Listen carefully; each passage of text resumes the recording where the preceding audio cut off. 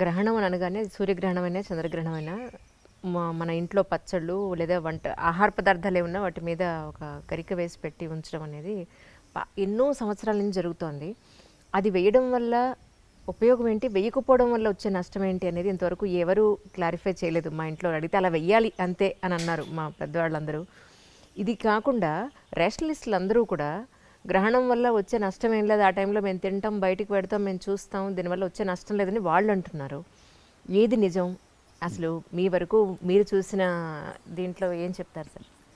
ముందుగా గ్రహణం అనేది మనం వాడేటటువంటి విధానంలో మీరు చూస్తే ఏదన్నా మీరు బుక్స్లో రాసేటప్పుడు దీనికి గ్రహణం పట్టింది, మన వైభవానికి గ్రహణం పట్టింది అలా వాడతారు, నెగటివ్ టర్మినాలజీగా వాడతారు. కానీ నిజంగా చెప్పాలంటే గ్రహణం అనేది ఒక విధంగా చూస్తే ఒక అద్భుతమైనటువంటి సన్నివేశం. గ్రహణం రోజు ఏం గుర్తొస్తుంది మనకి? అమృతం సంపాదించినటువంటి ఆ క్షీరసాగర మథనం గుర్తు రావాలి. అమృతం వచ్చింది. అమృతం వచ్చిన తర్వాత దేవతలకి రాక్షసులకి పంచుతున్న సమయంలో ఈ స్వామివారి చక్రానికి బలైనటువంటి రాహు కేతు. సో వాళ్ళు సూర్యచంద్రుల నడుమ కూర్చుండినప్పుడు వాళ్ళు కూర్చున్నారు కాబట్టి వాళ్ళు అమృతాన్ని స్వీకరించిన తర్వాత తల నరకబడింది. సో అందులోంచి ఆవిర్భవించిన వాళ్ళే వీళ్ళిద్దరు. సో అమృతాన్ని స్వీకరించారు కాబట్టి వాళ్ళకు కూడా చిరంజీవులు అయిపోయినారు, వాళ్ళకి మరణం లేదు. సో అది ఒక పురాణ గాథగా మనం అందరం చెప్పుకుంటూ వచ్చాం. సూర్యగ్రహణం చంద్రగ్రహణం అనేది మనకి కేతుగ్రస్త సూర్యగ్రహణం, రాహుగ్రస్త చంద్రగ్రహణం ఇలా మనం పాటిస్తూ ఉన్నాం. మన సనాతన ధర్మంలో వేద మార్గంలో ఈ గ్రహణానికి ఒక గొప్పతనం ఉంది. ఎన్నో పురాణాల్లో వివరిస్తున్నారు. దాని గురించి మనం పోతూ ఉంటే ఐ డ్రీమ్లో దిల్సే చెప్పలేము చాలాసేపు. బట్ ఓన్లీ అల్టిమేట్ ఏంటంటే గ్రహణం అప్పుడు చాలా విశేషమైనటువంటి ఫలితాలు ఉంటాయి. గ్రహణ స్నానం 3 స్నానాలు చెప్పబడింది: స్పర్శ, మధ్యకాలం, పుణ్యకాలం. సో ఈ తర్పణాలు చెప్పబడ్డాయి. ఆ సమయంలో తర్పణం చేస్తే పితృదేవతలు అత్యంత ప్రీతిపాత్రులుగా అవుతారు అని. గ్రహణ కాలంలో మీరు చేసిన ఏ దానమైనా 1,000,000 రెట్లు మల్టిప్లై అవుతుంది. గ్రహణ కాలంలో మీరు చేసిన ఏ యొక్క మంత్ర జపమైనా కొన్ని కోట్ల రెట్లు మల్టిప్లై అవుతాయి. ఇంత అద్భుతమైనటువంటి సన్నివేశాన్ని దాన్ని భయాన్ని సృష్టించే విధంగా మనం చూడకూడదు. ఎన్నోసార్లు భక్తులకి ఈ విషయాన్ని చెప్పడం జరిగింది. మరి గుళ్ళు ఎందుకు క్లోజ్ చేస్తారు సార్? తిరుపతి కానీ ఇక్కడ కానీ మొత్తం గుళ్ళన్నీ క్లోజ్ చేస్తారు కదా. గుళ్ళు క్లోజ్ చేయడం గ్రహణానికి భయపడి కాదమ్మా. మీరు స్వార్థ యజనం చేయాలి. గుడి అనేది పరార్థ యజనం, అంటే అందరి కోసం ఉండేటటువంటి ఒక దేవాలయంలో మీరు చూసేది పరార్థ యజనం, అందరి కోసం జరిగే పూజ ఇది. సర్వే జనాః సుఖినో భవంతు అనే సంకల్పము ప్రత్యక్షంగా మీకు వినిపించేది మా ఇళ్లలో మేము చెప్తూ ఉంటాం. పురాణాల్లో పారాయణం జరిగిన తర్వాత చెప్తూ ఉంటాం. కానీ స్వార్థ యజనము అనేది మీ ఇంట్లో ఉండే సాలగ్రామ ఆరాధన పూజకి స్వార్థ యజనం. యజనం అంటే యజ్ఞం. దేవాలయంలో పరార్థ యజనం. పరార్థ యజనానికి కొన్ని నియమాలు ఉంటాయి. గ్రహణ కాలంలో మీరు చేయాల్సింది అర్చకులు కానీ దేవాలయంలో పనిచేసే వాళ్ళు కానీ వాళ్ళు చేయాల్సిన నియమాలకి నిబంధనలకి కొన్ని ఇబ్బందులు ఏర్పడతాయి. గ్రహణ కాలంలో మీరు నైవేద్యం తయారు చేయలేరు. సో ఇవన్నీ కారణాల వల్ల ఆగమ శాస్త్రం విధించబడింది. ఈ సమయంలో మీరు దేవాలయాలకి మనకి స్వామివారి యొక్క ఆరాధనము మనము నిషేధించి వారికి, ఎందుకంటే మీరు ఫస్ట్ మీరు పుణ్యస్నానం చేసిన తర్వాత కదా దేవాలయానికి వెళ్ళగలిగేది. ఇప్పుడు నేను దేవాలయంలో ఆరాధన చేయాలంటే నిన్న గ్రహణం అయింది, సూర్యగ్రహణం సంభవించిన తర్వాత సూర్యుడిని చూడాలి. సూర్యుడిని చూసిన తర్వాత పుణ్యస్నానం చేయాలి. నిన్న రాత్రి మొత్తం సూర్యుని చూడలేదు. నిన్న గ్రస్తాస్తమయం అంటే అస్తమన సమయంలో సూర్యుడిని గ్రహణం పట్టింది. విడిచింది 6:30కి. సూర్యాస్తమన సమయం 5:55. అవును సార్. సో 6:30 తర్వాత సూర్యుని చూడలేం కదా.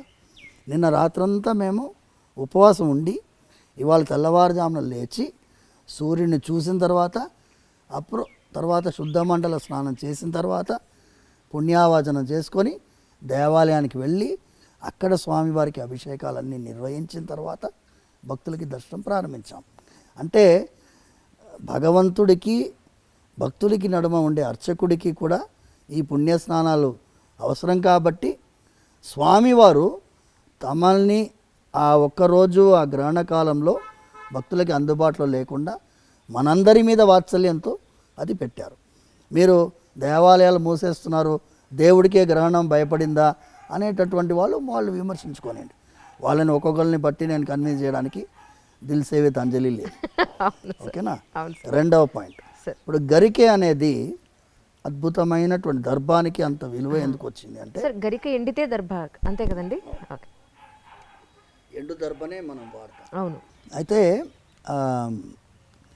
దానికి కూడా ఇప్పుడు మనకి పుష్కర స్నానం ఎలాగ వచ్చిందో 12 ఏళ్ళకి ఒకసారి పుష్కరాలు వస్తాయో, ఈ అమృత భాండం నుంచే పుష్కరం గురించి కూడా వచ్చింది. అలాంటిదే ఈ అమృత భాండం గరుత్మంతుల వారు తన యొక్క తల్లిని వినతాదేవిని శాపం నుంచి విడుదల చేయడం కోసం ఇంద్రుడితో పోరాడి అమృత భాండం తీసుకొస్తారు. తీసుకొచ్చి ఏం చేస్తారంటే ఈ గరిక పైన పెడతారు. సో గరిక పైన పెట్టినప్పుడు ఈ సర్పాలన్నిటికీ కూడా మీరు వెళ్ళి స్నానం చేసి రావాలి, అప్పుడే మీరు ఈ అమృతాన్ని స్వీకరించవచ్చు అంటారు. అంటే అందరూ 1000 సర్పాలన్నీ సముద్రంలో స్నానానికి వెళ్తారు. మళ్ళీ ఇంద్రుడు వచ్చి తీసుకెళ్ళిపోతాడు అమృత భాండాన్ని. తీసుకెళ్ళేటప్పుడు గరిక మీద అమృతం పడుతుంది. సో అది అమృతంతో తడిసింది కాబట్టి దానికంతా గొప్పతనం.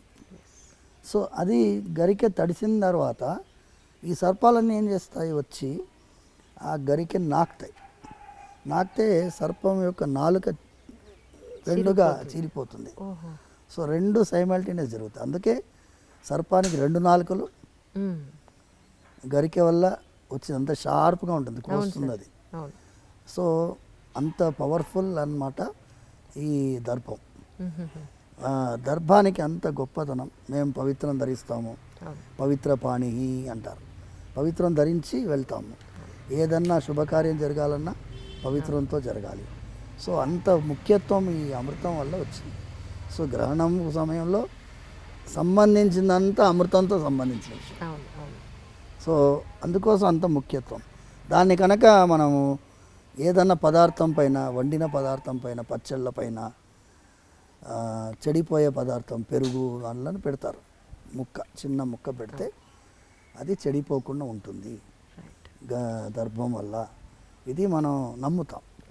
ఇప్పుడు నమ్మకం ఉండేవాళ్ళు నమ్ముతున్నాం. ఇప్పుడు మేము వెళ్ళి ఈ రేషనలిస్టులని, వాళ్ళు అదేమంటారు హేతువాదుల్ని వెళ్ళి కన్విన్స్ చేయాల్సిన అవసరం లేదు. నేను ఇప్పుడు కాదమ్మా, మీకు తెలుసుంటే 20 ఏళ్ల ముందు ఎప్పుడైతే ఈ టీవీ ఛానల్ దూరదర్శన్ తప్ప ఎక్స్ట్రా ఛానల్స్ ఎప్పుడైతే వచ్చాయో అప్పుడు మొట్టమొదటిసారి ఒక ఛానల్లో గ్రహణం సమయంలో నన్ను నేను రానయ్య బాబు కూర్చోబెట్టి ఏం చేశారు, సమోసా అవన్నీ తీసుకొచ్చారు. మేమంతా తింటాం, చూడండి ఏమన్నా అవుతుందంటే. ఇప్పుడు మీరు చిన్న విషయం అమ్మా, తిన్న వెంటనే ఏమన్నా అవుతుందా? ఏమీ కాదు. ఇప్పుడు స్మోకర్స్ ఉన్నారు, రోజు సిగరెట్ తాగుతాడు, ఏమైనా అవుతుందా వాడికి?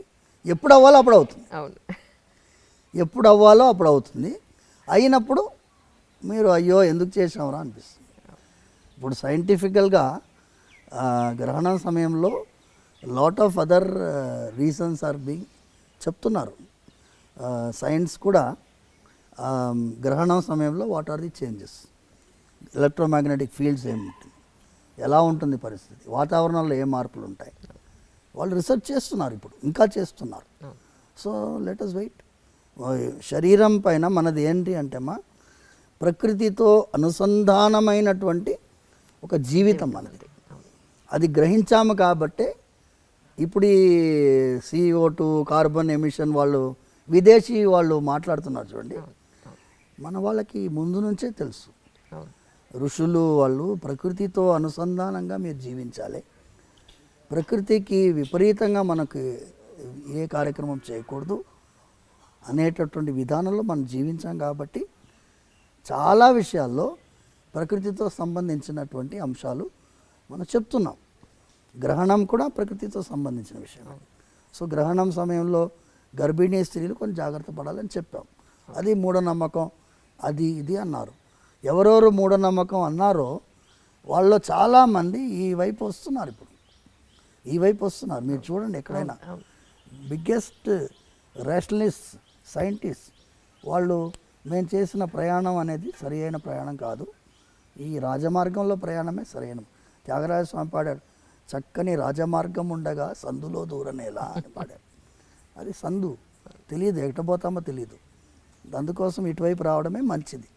ఇది ఏంటి అమ్మా, కొన్ని వేల సంవత్సరాల చరిత్ర ఉన్నటువంటి సనాతన ధర్మం. ఇది వేద మార్గం. వేద మార్గం ఏమంటుంది? చిన్న విషయం అమ్మా, నా అప్సు మూత్ర పురీషం కుర్యాత్ వేదం చెప్తుంది. నీళ్ళల్లో మీరు ఎప్పుడు కూడా మీరు పాసిపోయకూడదు అని చెప్తుంది వేదం చెప్తుంది. నదికి ఉండేటటువంటి మనకి గౌరవం చెప్తుంది. నదీ స్నానానికి వెళ్ళినప్పుడు మీరు సోప్ కూడా రాసుకోకూడదు అంటుంది. ఇక్కడ సోప్ రాసుకొని నదిలో స్నానం చేయకూడదు. నదీ స్నానం చేసి వచ్చి మీరు ఇంట్లో సోప్ రాసుకొని స్నానం చేసుకోవచ్చు. నదీ స్నానానికి ఈ కెమికల్స్ పూసుకొని స్నానం చేయకూడదని శాస్త్రం చెప్తుంది. అంటే ప్రకృతిని గౌరవించి, ప్రకృతిని గుర్తించి, ఒక తల్లిలాగా మనం నదిని భావించినటువంటి వాళ్ళం. ఎవరికైనా నచ్చకపోవచ్చు. న్యూజిలాండ్లో పోయిన ఏడాదికి ముందేడాది they have declared a river as a living being. అవును, సుప్రీంకోర్టు తీర్పు న్యూజిలాండ్లో. వాళ్ళు మా 70 సంవత్సరాల పోరాటం అన్నారు, కొంతమంది 300 సంవత్సరాల పోరాటం అన్నారు.